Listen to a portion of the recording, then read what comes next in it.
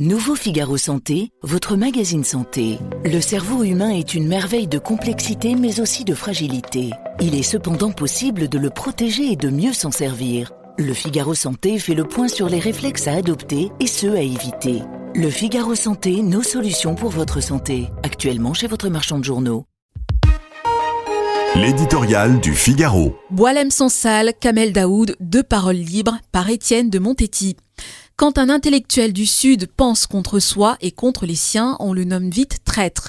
Ces mots de l'écrivain Kamel Daoud résument parfaitement sa situation comme celle de Boualem Sansal. 2 mandats d'arrêt internationaux ont été lancés contre le premier, réfugié en France. Condamnation à 5 ans de prison pour le second.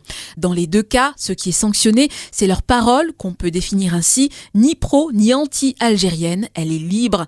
Le roman de Daoud, Ouris, prix Goncourt 2024, raconte l'horreur de la décennie noire, ce qui est interdit en Algérie.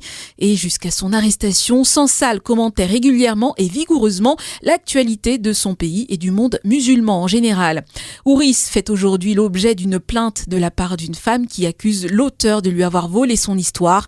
Mais une controverse, désormais instrumentalisée par le pouvoir, sur le droit d'un écrivain à s'emparer de la réalité et les limites de celui-ci ne justifie en rien un mandat d'arrêt. Certes, Kamel Daoud a quitté l'Algérie pour la France. Est-il pour autant un dangereux criminel en fuite ?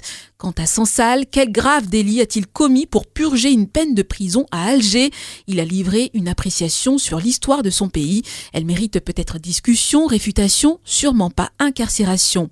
La souffrance de ces journalistes emprisonnés interpelle la conscience des nations et la communauté internationale, nous appelant tous à protéger le précieux bien de la liberté d'expression et de la presse. Ces mots qui recouvrent la situation des journalistes et des écrivains ne sont pas d'un intellectuel français ni même européen. C'est le pape Léon XIV qui les a prononcés hier devant la presse internationale.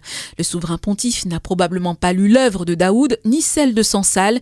Il ignore les tenants et les aboutissants de la querelle entre la France et l'Algérie, mais sa charge lui confère un magistère moral universel. C'est au nom d'une certaine idée de l'homme et de la liberté qu'il a parlé.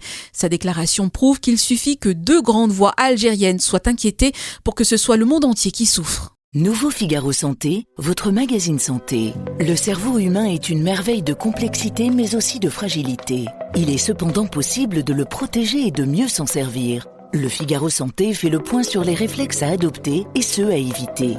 Le Figaro Santé, nos solutions pour votre santé. Actuellement chez votre marchand de journaux.